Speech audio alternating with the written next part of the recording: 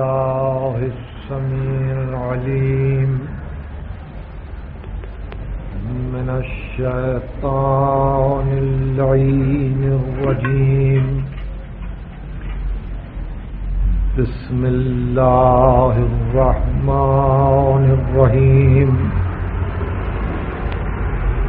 الحمد لله الذي علا في توحده ودنا في تفرده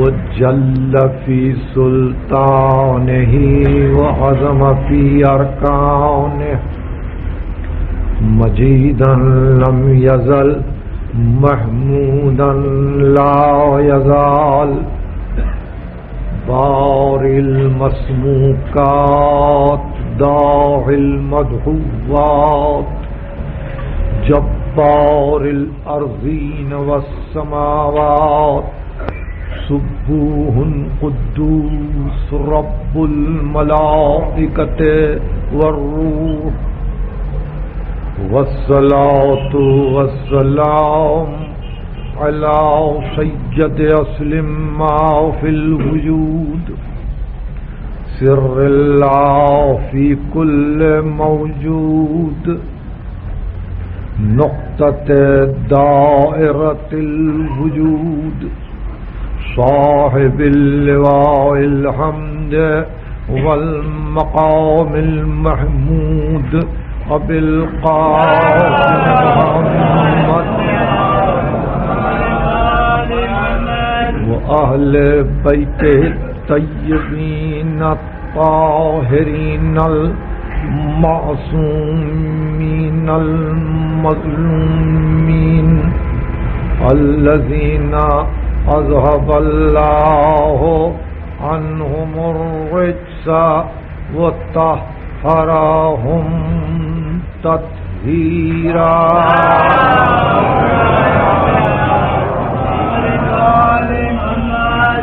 أما بعد فقد قال الله سبحانه وتعالى في محكم كتابه الحكيم بسم الله الرحمن الرحيم. سبحان الذي أسرى بعبده ليلا من المسجد الحرام إلى المسجد الأقصى الذي باركنا حوله لنريه من آياتنا إنه هو السميع البصير. سلام.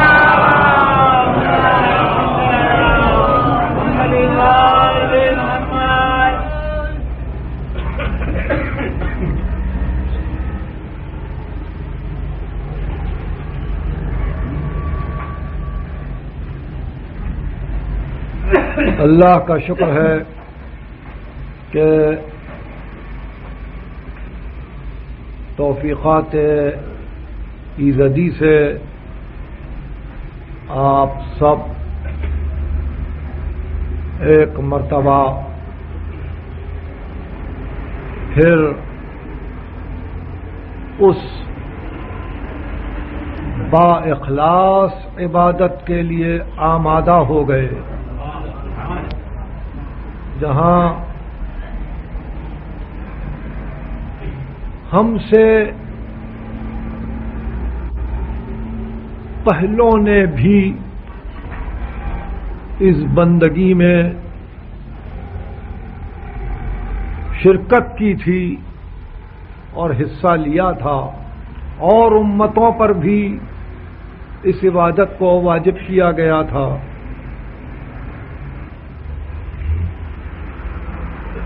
اور یہ وہ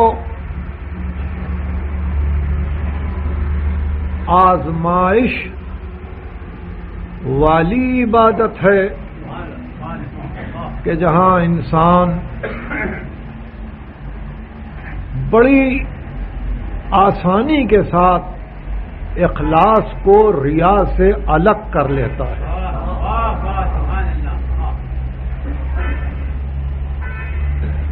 اور اس ماہ مبارک میں چونکہ نزول قرآن ہے، اس لیے یہ حکم ہے کہ جس قدر ممکن ہو سکے روزے کے ساتھ ساتھ قرآن کی تلاوت کا بھی خیال رہے اور جس قدر ہو سکے قرآن پڑھا جائے۔ ظاہر ہے کہ ملت مسلمہ تلاوت قرآن میں مصروف ہے اور یہ بھی ایک عبادت ہے۔ ہم بھی حسب سالہائے ما سبق اس عبادت میں اپنے آپ کو شامل سمجھتے ہیں، ذرا سی تبدیلی کے ساتھ، ذرا سے فرق کے ساتھ کہ جن آیتوں پر سے دنیا سرسری گزرتی ہے وہاں ہم یہ چاہتے ہیں کہ رک رک کر، ٹہر ٹہر کے، اور اس کو حسب توفیق و حسب استطاعت سمجھ کر آگے بڑھیں، اس لیے کہ جس نے نازل کیا وہ بھی حدود میں نہیں ہے، جس کو نازل کیا وہ بھی حدود میں نہیں ہے، اور اس طرح سے جہاں حدیں قائم نہیں ہو سکتی وہاں گزرتا ہوا زمانہ بھی حد نہیں بنتا کہ ہم اس وقت 1391 ہجری میں ہیں اور اس اعتبار سے اب ہم سمجھ لیں گے قرآن کو، ایسا نہیں ہے، بلکہ یہ وہ معجزہ ہے کہ جہاں عقل انسانی اپنی مسلسل کاوشوں کے بعد روز محشر تک مہلت پاتی ہے کہ اس عرصہ مہلت میں بھی اگر سمجھ سکتے ہو تو سمجھ لو، اور اگر کبھی کسی موقع پر اس قابل ہو سکتے ہو کہ اسی طرح سے کچھ کہہ سکو تو فقط وہ دعویٰ آغاز نزول قرآن ہی کے وقت نہیں تھا، بلکہ محشر تک جو فرصت ہے وہاں تک ہر عربی فہم اور ہر عربی داں اور ہر عربی سمجھنے والے اور بولنے والے کے لیے ایک مستقل چیلنج ہے کہ اگر ہو سکتا ہے فاتو بسورۃ من مثلہ، اس طرح سے کوئی سورت تم لاؤ تاکہ یہ اندازہ کر سکو کہ واقعی انسان نے سمجھ لیا ہے قرآن کو اور اب وہ اس کے مماثل کوئی چیز لا رہا ہے۔ میں نے عرض کیا محدود نہیں ہے یہ کلام اور محدود نہیں ہے اس کا نازل کرنے والا، اس لیے اس کی حدیں قائم نہیں ہو سکتی۔ ہر زمانے میں ایک تازہ تفسیر لکھی جا رہی ہے اور ہر عصر میں ہر دور میں مفکر اپنی تازہ فکر کے ساتھ یہ چاہتے ہیں کہ قرآن پر محیط ہو جائیں، مگر کچھ کوشش کے بعد عاجزی نظر آتی ہے اور یہ اندازہ ہوتا ہے کہ نہیں، حق ادا ہو نہیں سکا۔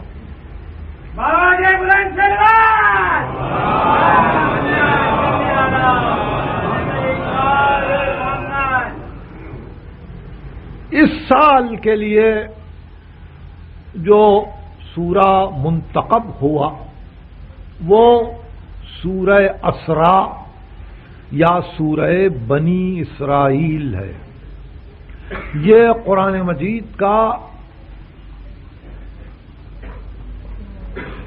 وہ سورہ ہے جو سورہ نحل کے بعد واقع ہے، یعنی اس کا نشان 17 ہے. سورہ نحل 16، یہ 17، اور اس طرح سے پھر اس کے بعد سورہ کہف، پھر سورہ مریم. یہ بنی اسرائیل ہے. وقت کا تقاضا یہ تھا کہ اس سورے پر سیر حاصل گفتگو ہو، فقط باعتبار سیاست ہی نہیں، اس لیے کہ قرآن تو کسی سیاست کو ماننے کے لیے تیار ہی نہیں. واہ واہ کیا کہنا، واہ. یعنی اس معنی میں کہ جس معنی میں یہ لفظ مستعمل ہے اس کو تسلیم نہیں کرتا قرآن.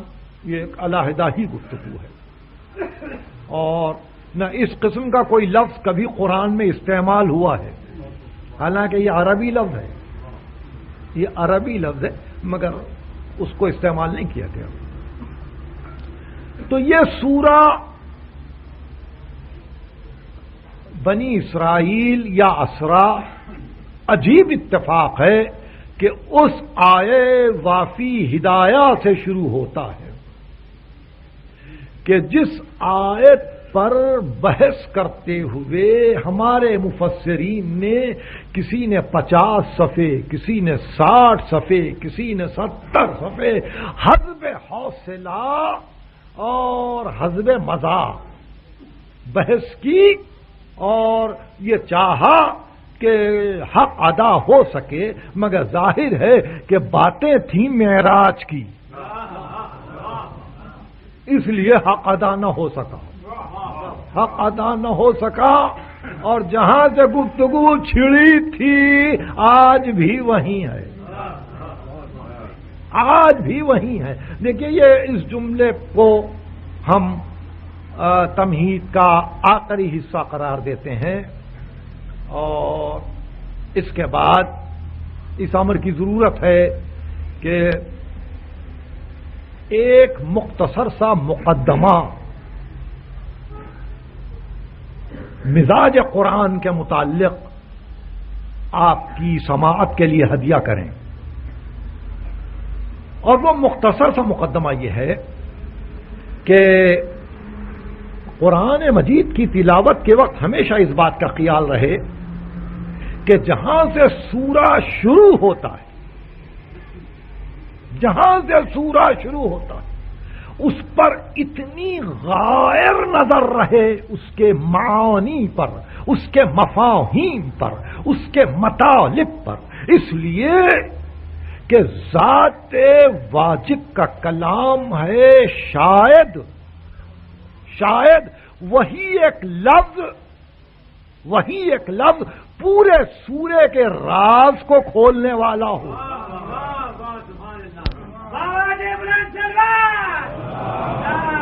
شاید وہی ایک لفظ کاشف راز ہو.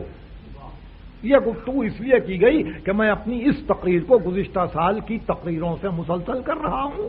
گزشتہ سال ہم نے سورہ توبہ کی تفسیر کی. سورہ توبہ کا پہلا لفظ تھا براتم من اللہ. میں نے اس وقت بھی یہ زور دیا تھا کہ اگر یہ پہلا لفظ آپ کے سمجھ میں آ جائے تو صنعت برات استحلال کے ذریعے آپ یہ سمجھ لیں گے کہ پورے سورے کا رخ کدھر جا رہا ہے.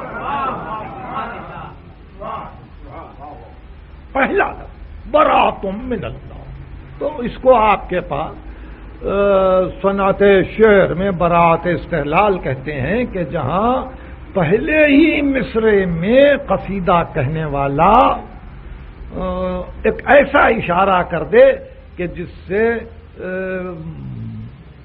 کہنے والے کے دل کا مدعا آخر تک معلوم ہو سکے کہ وہ یہ توقع رکھتا ہے اور بیان کرنے کی، اور اس نے یہ بیان کرنا چاہا ہے. تو بالکل اسی طرح سورہ اسراء کا پہلا لفظ ہے سبحان. اگر یہ سبحان سمجھ میں آتا ہے،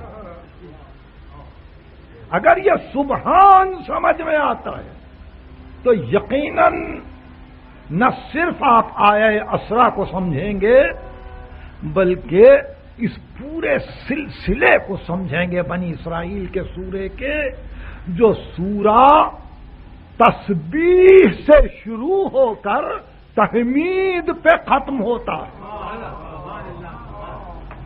سبحان الذی سے سورہ شروع ہوتا ہے اور الحمدللہ الذی پر ختم ہوتا ہے. وہ تسبیح ہے یا تحمید ہے؟ اور اس لیے ایک عجیب معجز نما اس سورے میں تسلسل ہے. اگرچہ اسی سورے میں نوح کا تذکرہ ہے، موسیٰ کا تذکرہ ہے، بنی اسرائیل کا تذکرہ ہے، اسی سورے میں غرر آیات ہیں، یعنی وہ آیتیں کہ جن کے متعلق مفسرین نے بڑی طبع آزمائی کی ہے. ان ساری چیزوں کے باوجود ایسا معلوم ہوتا ہے کہ ایک مستقل تسلسل، ایک مستقل ربط اور ایک کنٹینیوٹی ہے جو آغاز سے لے کے انجام تک اس سورے میں موجود ہے. تو اب ہم ایک لفظ پر بحث کر رہے ہیں، اور اگر اس لفظ پر بحث آج ختم ہو جاتی ہے تو میں مطمئن ہوں، اس لیے کہ شاید ہم وقت نکال سکیں، اور اگر نہیں تو مجبوری ہے. آپ بھی غور کریں، فکر کریں، اور پھر مجھے بھی موقع دیں کہ میں اس کی تفصیل کو اور پیش کر سکوں. سبحان مصدر ہے، غفران. سبحان مصدر ہے، اور لغت کے لکھنے والوں نے یہ کہا ہے کہ معنی اس کے یہ ہے کہ میں تسبیح کرتا ہوں اللہ کی، میری تسبیح ہے اللہ کے لیے. یہ لغت. مگر مفسرین نے کہا اور ترجمہ کرنے والوں نے کہا سبحان مصدر ضرور ہے، مگر وہی معنی کہ پاکی، نقص سے دوری، جہاں کمی کا امکان نہ ہو. سبحان ہر نقص سے دور. تھوڑی سی توجہ، اس لیے کہ لفظ مشکل ہے. سبحان مقام تنزیہ ہے. یہ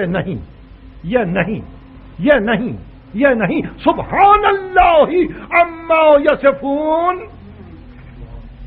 تم جو توصیف کرتے ہو اللہ کی، اللہ اس سے منزہ ہے. اب دیکھیے سبحان اللہ عما یصفون، تم جو تسبیح کرتے ہو اللہ اس سے منزہ ہے. سبحان اللہ عما یقولون علوا کبیرا، تم یہ جو بڑھ کے باتیں کر رہے ہو اللہ منزہ ہے. قالوا اتخذ الرحمن ولدا، کہتے ہیں کہ رحمان نے کسی کو بیٹا بنایا. سبحانہ، پاک ہے وہ. اب دیکھیے سبحانہ کے استعمال کو دیکھتے جائیے قرآن میں. سبحان الذی بیدہ الملک، سبحان الذی بیدہ ملکوت کل شیء. منزہ ہے وہ جس کے قبضہ قدرت میں ہر شے کا ارتباط ہے. ملکوت ہولڈ پورے کائنات کا ہولڈ جس کے پاس ہے، قبضہ و اختیار ہے، اتنی مربوط ہے کائنات کہ جہاں سے چاہے پورے کائنات پہ کنٹرول کرے. سبحان، وہ پاک ہے. سبحان الذی خلق الازواج کلھا مما تنبت الارض ومن انفسہم ومما لا یعلمون. پاک ہے وہ کہ جس نے انسان میں جوڑے پیدا کیے اور ان جوڑوں کو اس طرح سے پیدا کیا کہ ان میں خلقت کے لیے 3 اجزاء تھیں. سبحان الذی خلق الازواج کلھا 3 اجزاء مما تنبت الارض سورہ یاسین. ایک وہ جزو کہ جہاں زمین کا نمو ہو، جو زمین اگائے. وَمِنْ أَنفُسِهِمْ ایک جزو ان کا نفس. وَمِمَّا لَا يَعْلَمُونَ ایک ایسا جزو ہے جس کو یہ نہیں جانتے. سورہ یاسین. سبحان الذی خلق الازواج کلھا مما تنبت الارض ومن انفسہم ومما لا یعلمون. آپ کو تعجب ہوگا کہ خود نفس انسانی بھی سمجھ میں نہیں آتا، مگر ذات واجب نے اس کو بھی سمجھ کے دائرے میں لا کر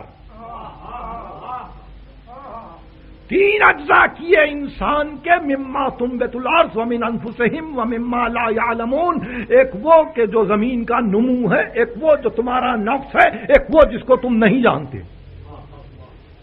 تو اب نفس سے بھی کوئی ایک اور بلند شے ہے خلقت انسان میں جس کو تم نہیں جانتے، آج نہیں جانتے، کل نہیں جانو گے، قیامت تک نہ جان سکو گے کہ وہ تیسری شے کیا ہے.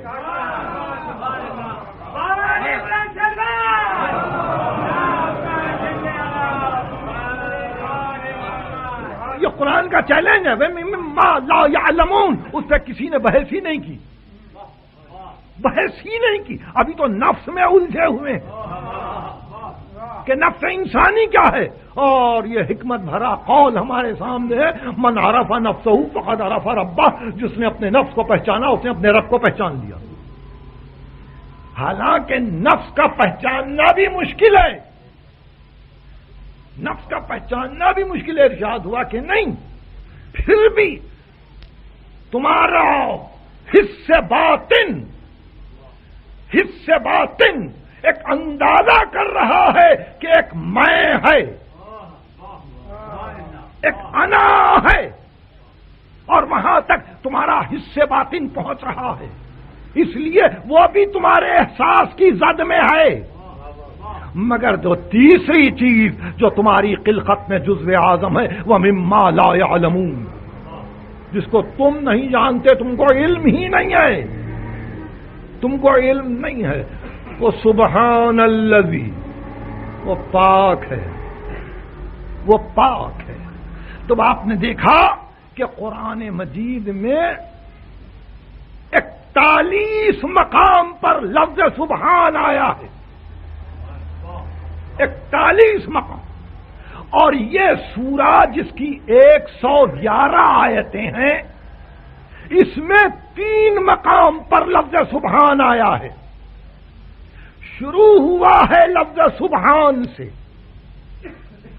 اس طرح یعنی یہ مقام تشبیہ نہیں ہے، یہ مقام تنزیہ ہے. تے نون زے یہ ہے، یعنی منزہ ہونا، مبرہ ہونا، اجل ہونا، اعلی ہونا، ارفع ہونا، کہ یہ بلند ہے، یہ بلند ہے. تو اب اس منزل پر پہنچ کر اگر ہم استفادہ کریں کلام معصوم سے اور اسی سے پوچھنے کی کوشش کریں کہ جس کے معراج کے لیے یہ آیت آئی اور جس آیت کا پہلا لفظ سبحان ہے، تو ممکن ہے وہی کچھ بتلائے کہ سبحان کے معنی کیا ہے. اور ایسے میں راوی، یہ عجیب روایت ہے جو میں آپ کی خدمت میں پیش کر رہا ہوں، آپ یاد رکھیں، راوی امام حسن مجتبی ہیں،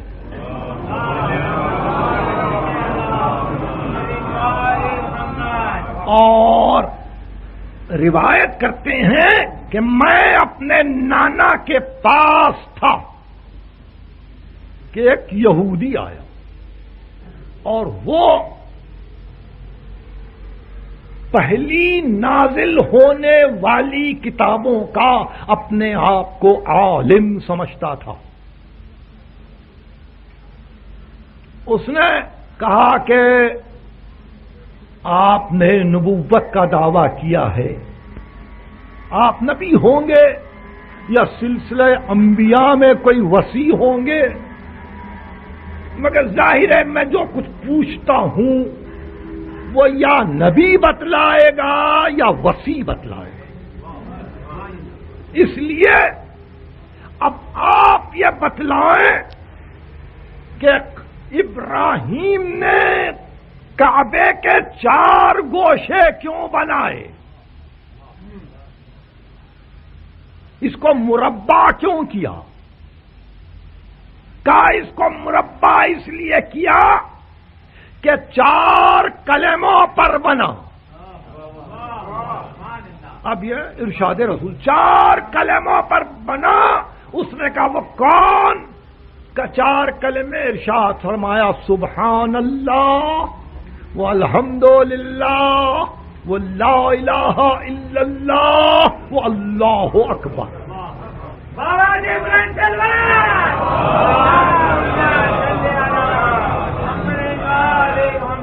چار کلمات پیش نظر تھے ابراہیم کے، بتوسط وحی جب یہ اشارہ ہوا کہ یہ کلمات اہم ہیں، انہوں نے خانہ کعبہ کو ان 4 کلمات کی بنا پر مربع قرار دیا۔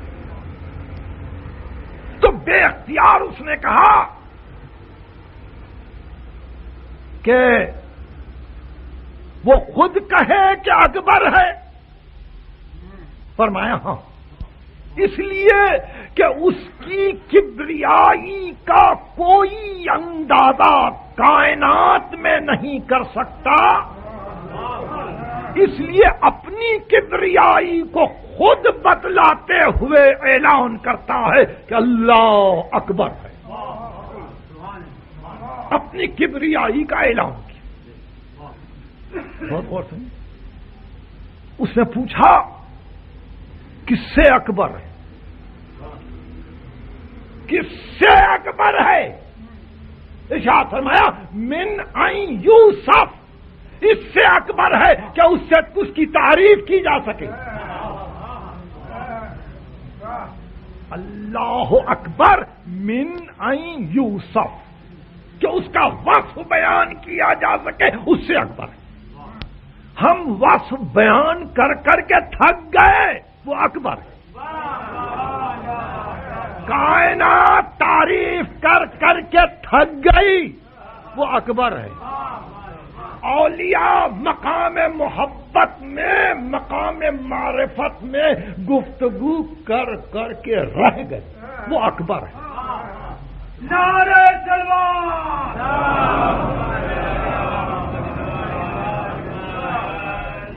انبیاء نے تبلیغ کی اور زندگیاں گزار دیں، وہ اکبر ہے۔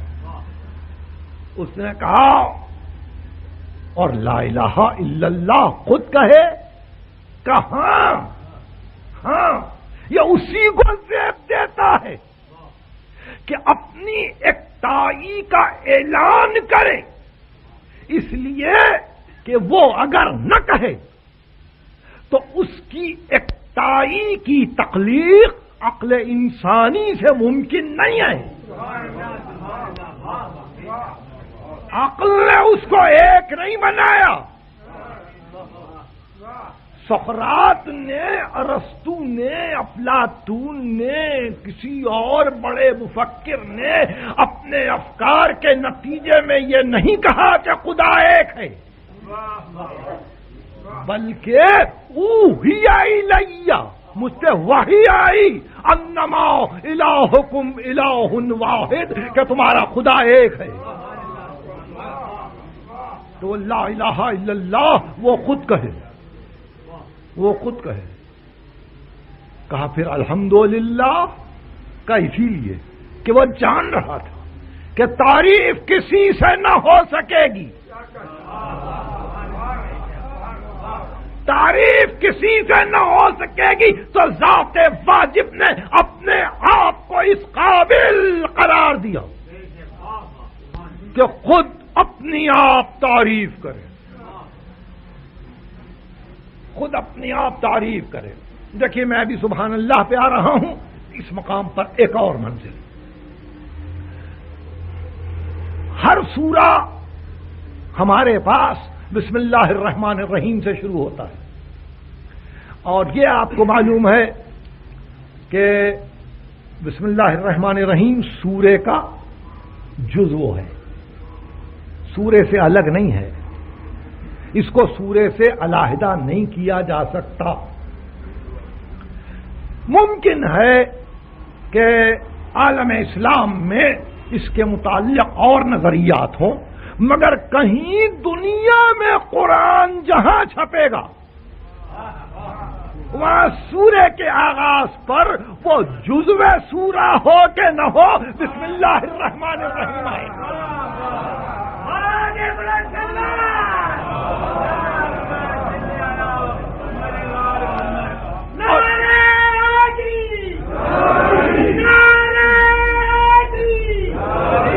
ظاہر ہے کہ سورہ برات میں بسم اللہ نہیں ہے تو کسی قرآن میں بھی نہیں ہے، یعنی جزو سورہ نہیں ہے، اور یہاں سورے کا جزو ہے، اس لیے سب سوروں میں اور سارے قرآن جہاں جہاں چھپتے ہیں ان سب میں بسم اللہ موجود ہے۔ بسم اللہ الرحمن الرحیم کس نے کہا؟ نبی نے کہا۔ دیکھیے اب گفتگو، نبی نے کہا، سورہ آیا، نبی نے کہا اب شروع کرتا ہوں۔ دیکھیے لفظ شروع تو ہے ہی نہیں اس میں، یہ بے کی ایک تفسیر ہے کہ جس کو کہیں ابتدا کے لیے ہے، ورنہ نام سے اللہ کے، نام سے اللہ کے جو رحمان و رحیم ہے۔ تو نبی نے کہا نہیں، وحی آئی، ہاں جب وحی آئی تو کیا بات تھی؟ بات یہی ہے، بات یہی ہے کہ ہمارے پاس جہاں کوئی بہت اچھا کام ہوتا ہے، ذرا سا سطح سے بلند کام، تعمیر میں ہو، تعلیم میں ہو، تربیت میں ہو، سائنس میں ہو، کسی علم میں ہو، کسی فن میں ہو، کسی ہنر میں ہو، ذرا سا بھی سطح سے اونچا ہو تو دل یہ چاہتا ہے کسی ایسے سے افتتاح کرواؤ جس کا نام وہاں کندہ ہو۔ ہر آدمی یہ چاہتا ہے کہ افتتاح بڑے آدمی سے ہو، بڑے آدمی سے۔ قرآن سے کوئی اور زیادہ بزرگ کارنامہ تو روئے زمین پر اور صفحہ ہستی میں نہیں ہے۔ اتنے بڑے کارنامے کا آغاز کرتے ہوئے کس کی ہمت تھی جو اس کو اپنے نام سے شروع کرتا؟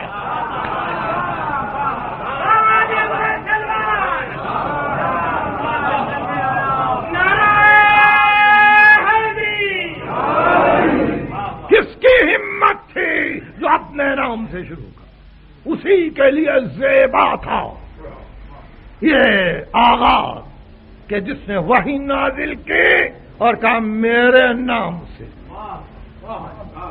یہ عجیب کیف ہے، میرے نام سے، میرے نام سے، جو رحمان رحیم میرے، تو اسی کو یہ زیب دیتا ہے، اسی کو زیب دیتا ہے. ورنہ ہمارے پاس اگر ریاست کا کوئی بڑا حاکم بھی ہو اور خود کوئی چیز بنائے تو یہ جرأت نہیں کر سکتا میرے نام، میرے نام. ہاں دوسرے اس سے یہ کہلوائیں کہ یہ آپ کے نام سے ہم نے اس کو ڈیڈیکیٹ کیا ہے، ہم نے معنون کیا ہے، تو اور بات ہے. مگر یہ کہ بذات خود کسی کی یہ جرأت نہیں ہے اپنے نقص کو دیکھ کر، اپنی کمزوریوں کو دیکھ کر، اپنی کوتاہیوں کو دیکھ کر کوئی کام صحیح وہ کہیں کہ میرے نام سے. یہ اسی کو زیب دے گیا کہ میرے نام سے اللہ رحمان رحیم. تو آپ نے دیکھا کہ وہ جو اپنے آپ کو اس منزل پر دیکھ رہا ہے کہ خود اپنی توصیف کرے، خود اپنی تعریف کرے، خود اپنی اقتدائی اور گانگت کو بیان کرے کہ لا الہ الا اللہ، اور اس کو وحی بنا دے، وحی بنا دے. قرآن مجید میں ایک اور آیت ہے کہ اے حبیب فقط تمہاری طرف نہیں اور رسولوں کی طرف بھی ہم نے یہی وحی کی کہ خدا ایک ہے. یعنی یہ کسی اور کی فکر کا نتیجہ نہیں ہے. انسان تو ہمیشہ اندھیرے اجالے میں رہے گا، انسان تو ہمیشہ اہرمن و یزدہ کے جھگڑے میں رہے گا، انسان تو ہمیشہ نیکی و بدی کی طاقتوں میں الجھا رہے گا، انسان تو ہمیشہ خیر و شر کے دیوتاؤں میں پریشان رہے گا. توحید حق وہ کلمہ حق ہے جو وحی بن کے آئے. تو لا الہ الا اللہ جب یہاں تک تشریح ہوئی تو اس نے کہا کہ حضور اب سبحان اللہ، اب سبحان. تب یہ آخری منزل ہے.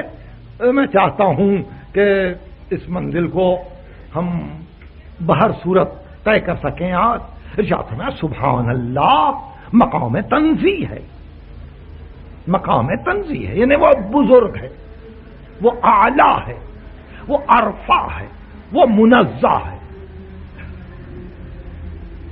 وہ منزہ ہے. ازکیہ کس چیز سے؟ یہودی نے پوچھا کس چیز سے منزہ ہے؟ یہ جواب سرکار رسالت کا ہے جس کے لیے آیت آئی ہے. اب اس کے بعد تو کوئی میرا حوصلہ نہیں ہے کہ میں کسی اور مفسر کی تفسیر کو دیکھوں. یہ آخری منزل ہے. کہا کہ کس چیز سے منزہ ہے؟ ارشاد فرمایا خدا کو علم تھا، خدا کو علم تھا کہ بندے اس کی بہت سی باتوں کو جھوٹ قرار دیں گے، بہت سی باتوں کو جھوٹ قرار دیں گے اور بہت سی باتوں کی تکذیب کریں گے.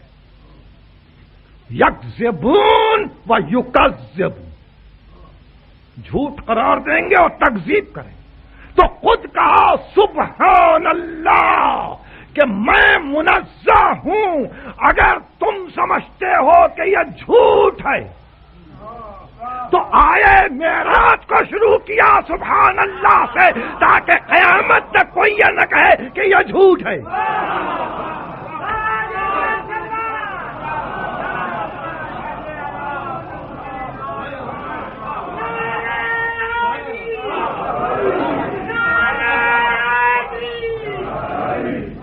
دیکھیے عجیب منزل ہے. اللہ الذی نہیں ہے، وہ اللہ جس نے اپنے بندے کو سیر کروائی. سبحان الذی پتا چلا کہ پہلے حرف نے بتلایا، پہلے لفظ نے بتلایا کہ اگر اس سورے میں اگر 1533 لفظ ہیں تو ہر لفظ پر سبحانہ کی حکومت ہے کہ اگر جس کو تم غلط سمجھنے کی کوشش کرو گے خدا منزہ ہے. یہی معجزہ ہے قرآن کا، یہی معجزہ ہے قرآن کا کہ پہلی آیت کے پہلے لفظ میں واضح کر دیا کہ اب جس کو معراج میں شک ہو وہ پہلے طے کر کے چلے کہ معراج کس کے حکم سے ہوئی، کس کے حکم سے ہوئی، اس کے حکم سے کہ سبحان اللہ اما یقولون علوا کبیرا، جو کچھ یہ کہہ رہے ہیں اس سے بلند ہے، اس سے منزہ ہے، اس سے مبرہ ہے.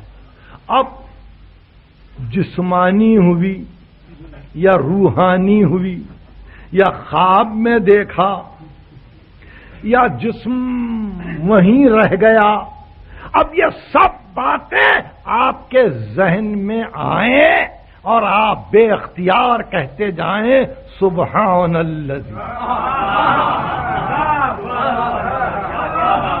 سبحان اللہ. اب یہاں کشاف ہوں کہ راضی یا کوئی اور مفسر، وہ جس طرح سے چاہے معراج کی تفسیر کرے، مگر پہلے ایک مرتبہ پوری محنت سے 41 مقامات پر قرآن میں یہ دیکھے کہ یہ لفظ سبحان کا استعمال کیا ہے. مریم کو بیٹا ہوا، کچھ لوگوں نے مریم پر تہمت لگائی، کچھ لوگوں نے کہا بیٹا خدا کا ہے. بے اختیار ارشاد ہوتا ہے سبحانہ وتعالی عما یشرکون، تمہارے شرک سے بلند ہے. اب ہم منزل کچھ اور بڑھ گئی، تمہارے شرک سے بلند ہے. ہم یہ کہتے ہیں کہ عبد ہے، تم یہ کہتے ہو کہ بیٹا ہے. تم کو ہماری ذات میں یقین ہے، ہم میں یقین ہے، مگر تم کو ہمارے قول پر یقین نہیں ہے، ہماری باتوں پر یقین نہیں ہے. اس لیے تم یہ کہتے ہو کہ بیٹا ہے، سبحانہ وتعالی عما یشرکون، اللہ منزہ ہے تمہارے شرک سے، تمہارے شرک سے. یعنی ذات واجب کے مقابل میں تم نے اپنی بات کو منوانے کی کوشش کی اور اپنے انا کو میرے مقابل جب بلند کیا تو یہ شرک ہے، یہ شرک ہے. اور خدا منزہ ہے. اگر خدا کہے کہ میں اپنے بندے کو لے گیا اور تم یہ کہو کہ فسانہ ہے،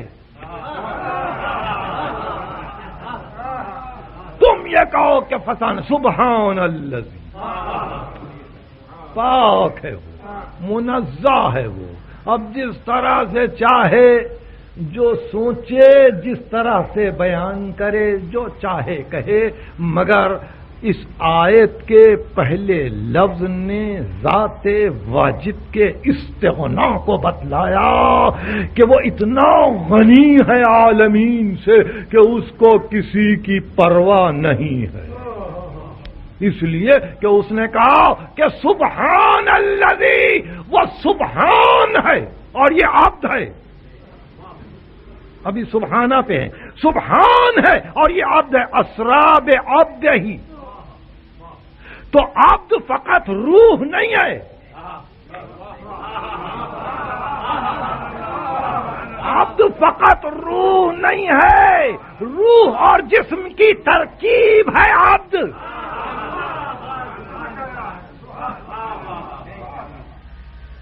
جس کو عبد کہتے ہیں وہ فقط روح نہیں ہے، روح اور جسم کی ترکیب ہے جس کو عبد کہا، اور وہ سبحانہ، وہ سبحانہ ہے۔ اور عبد کہہ کر اپنے منزہ ہونے کو اس شان سے پیش کیا، اس شان سے پیش کیا کہ ہم اپنے عبد کو لے گئے، سبحانہ، منزہ ہے وہ، منزہ ہے وہ، تنزیہ کی منزل پر ہے۔ موسیٰ تم، اور وہ سبحانہ، وہ سبحانہ ہے، ان کی ترکیب ہے جس کو عبد کہا، اور وہ سبحانہ، وہ سبحانہ ہے۔ اور عبد کہہ کر اپنے منزہ ہونے کو اس شان سے پیش کیا، اس شان سے پیش کیا کہ ہم اپنے عبد کو لے گئے، سبحانہ، منزہ ہے وہ، منزہ ہے وہ، تنزیہ کی منزل پر ہے۔ موسیٰ تم خود آؤ، وَلَمَّا جَاءَ مُوسَىٰ لِمِيقَاتِنَا، جب موسیٰ آئے چل کر ہماری وعدگاہ پر، تجلی ربہ للجبل، ان کے رب نے تجلی کی پہاڑ پر، وہ آئے، یہاں ان کو لے جایا گیا، یہاں ان کو حکم ملا چلو، اسرا، منزہ ہے وہ، منزہ ہے وہ۔ اگر موسیٰ کو بلاتا ہے تو وہ بھی عبد ہے، اگر ان کو لے جاتا ہے تو یہ بھی عبد ہے، مگر عبدیت سے عبدیت تک فرق ہے، عبدیت سے عبدیت تک فرق ہے۔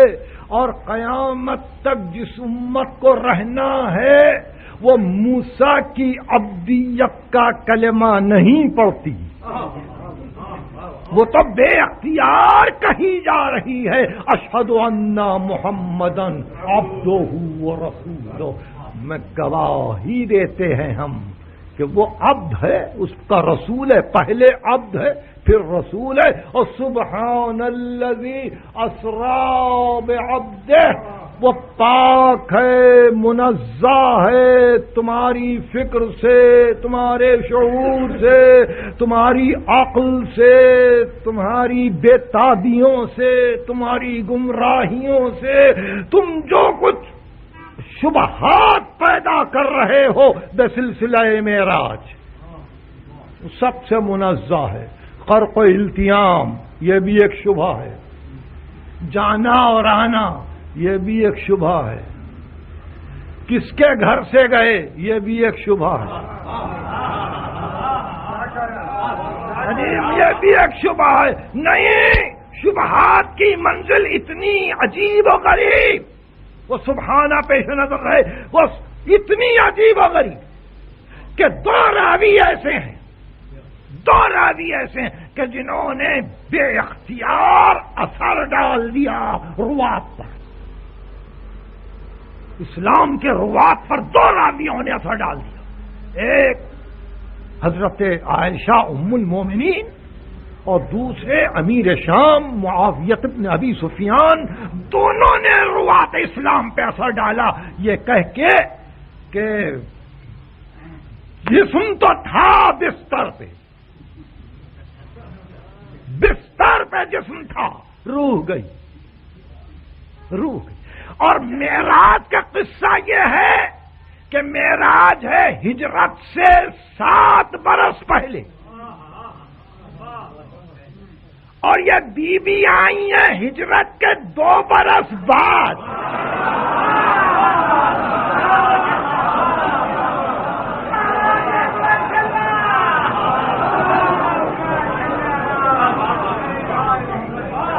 یہ ایک راوی کا حال ہے۔ دوسرا راوی 8 ہجری میں آیا ہے، جنگ خیبر کے بعد فتح مکہ، ہجری خیبر اور اس کا آخری حصہ یا 9 ہجری کا پہلا مہینہ کہ فتح مکہ اور باپ اور بیٹے آئے. تو آپ نے دیکھا 14 برس پہلے کی بات کو یوں کیسے حتمی طور پر کہہ سکتا ہے کہ بستر پر جسم تھا، بستر پر جسم تھا. تو اب یہ روایت ہم کو متاثر کرے یا روایت وہ متاثر کرے کہ جو قسم کھا کے یہ کہے کہ میرے گھر میں آرام کر رہے تھے اور وہ ہے بیٹی ابو طالب کی.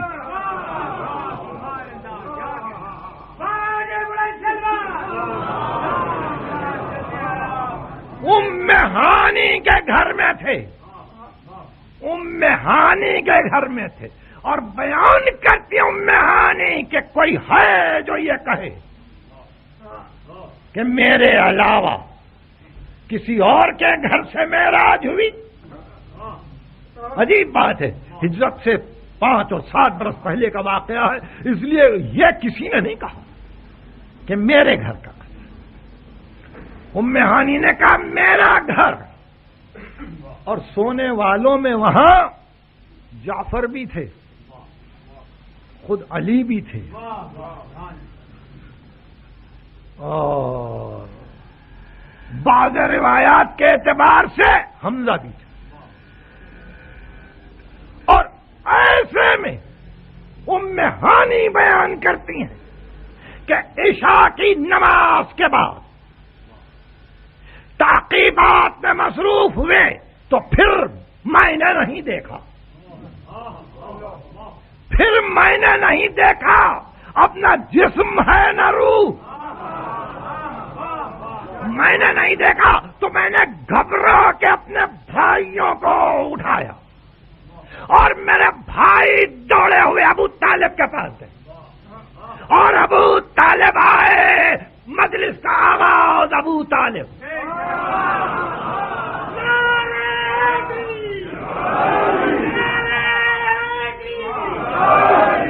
پھر آخری مجلس کے لیے آپ آمادہ رہیں.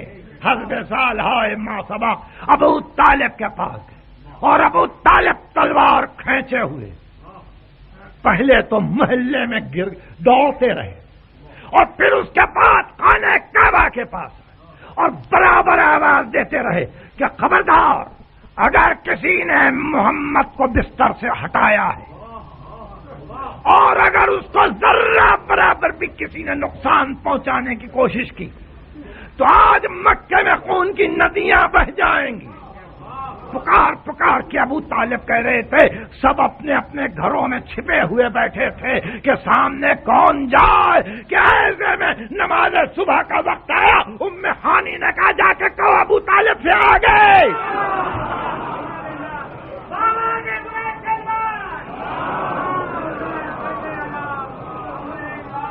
آج کی گفتگو ختم ہوئی، میں نے زحمت دی، ظاہر ہے وہ لفظ کا حق ادا نہیں ہو سکا اور میں اپنی منزل پر پہنچا. ابو طالب آئے، بیٹے کی بھتیجے کی پیشانی کا بوسہ لیا اور کہا کہاں تھے؟ کہا خدا نے بلایا تھا، خدا نے بلایا تھا. تو ابو طالب کو اب شک نہیں ہوا.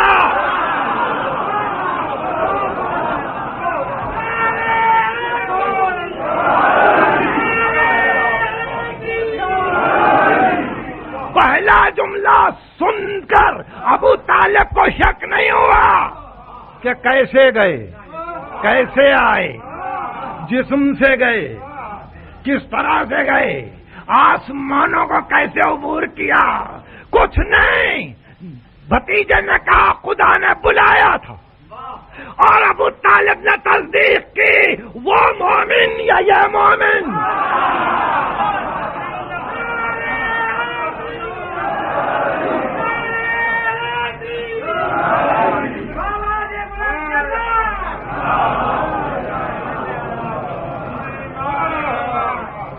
خدا وندہ واسطہ محمد و آل محمد کا ہم کو فہم قرآن کی توفیق عطا فرمائے. پروردگار یہ مبارک مہینہ شروع ہو رہا ہے، ہم کو اس قابل رکھ کہ ہم تیری عبادت میں اس کے دن اور رات بسر کریں، بیماروں کو شفاء کامل عطا فرما، جو پریشان حال ہیں ان کی پریشانیوں کو دور فرما، جو بہت سی حیرانیوں میں مبتلا ہیں اللہ ان کی حیرانیوں کو دور فرما، تعجیل فرما۔